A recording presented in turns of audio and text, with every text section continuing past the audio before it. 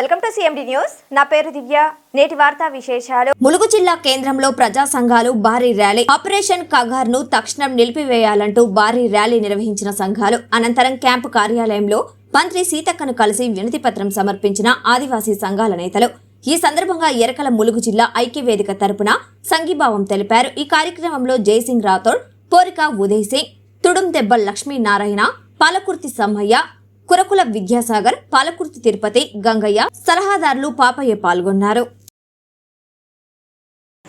దళిత బహుజన వర్గాల ప్రజాస్వామిక సంఘాలన్నీ కూడా మరి ఈ రాష్ట్రంలో ముఖ్యంగా మధ్య భారతంలో ఇటు ములుగు జిల్లా తెలంగాణ బార్డర్ కావచ్చు, అటు ఛత్తీస్గఢ్ కావచ్చు, మహారాష్ట్ర కావచ్చు, అదేవిధంగా ఒరిస్సా, ఆంధ్ర, ఇవన్నీ కూడా మధ్య భారతం.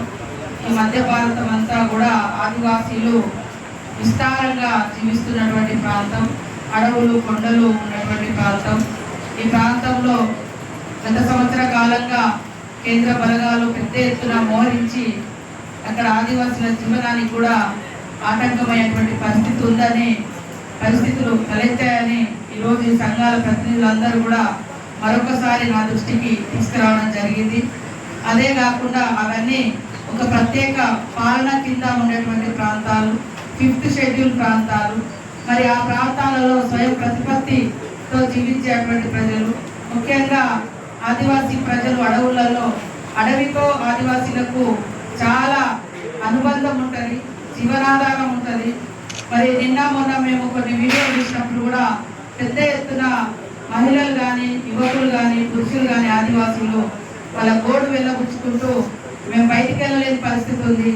మావోయిస్టులు కూడా ఈ దేశ బిడ్డలే అని చెప్పేసి కేంద్ర ప్రభుత్వం గుర్తించాలని, ప్రజలకు రక్షణ కల్పించి అక్కడ ఇతర దేశాలతో పోరాటం చేయాల్సినటువంటి సైన్యము ఇవాళ మధ్య భారతంలో ఉన్నటువంటి ఆదివాసీ సమాజం మీద యుద్ధం చేస్తున్నది.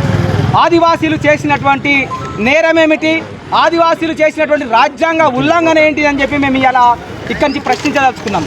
ఈ దేశంలో ఉన్నటువంటి ఆదివాసీలు మన బిడ్డలు, మన రక్త సంబంధికులు, మన రక్త బంధువులు ఇవాళ సైన్యం చేతిలో పిట్టల్లా ఎందుకు రాలిపోతున్నారని చెప్పి సభ్య సమాజం ఆలోచన చేయాల్సిన అవసరం ఉన్నది.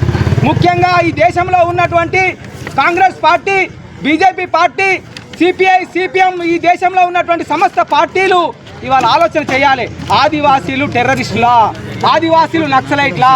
వాళ్ళు ఇవాళ గూడాల నుంచి బయటికి వెళ్ళలేదు.